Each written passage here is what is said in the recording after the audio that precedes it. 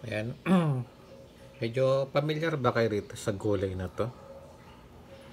Ito yung mga panghalo natin sa mga mechado, kaldereta, kung ano no pang mga pangsahog.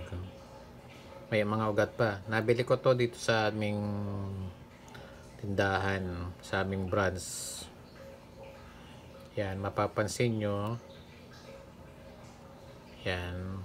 Kakaiba siya mga kasama. Yan. Yan. Yan, nagbago na yung tsura niya. Ay!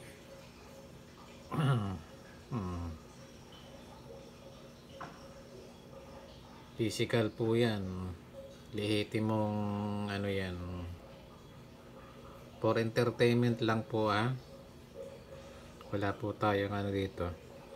Gulay siya pansahog dito sa curry. Sasahog natin.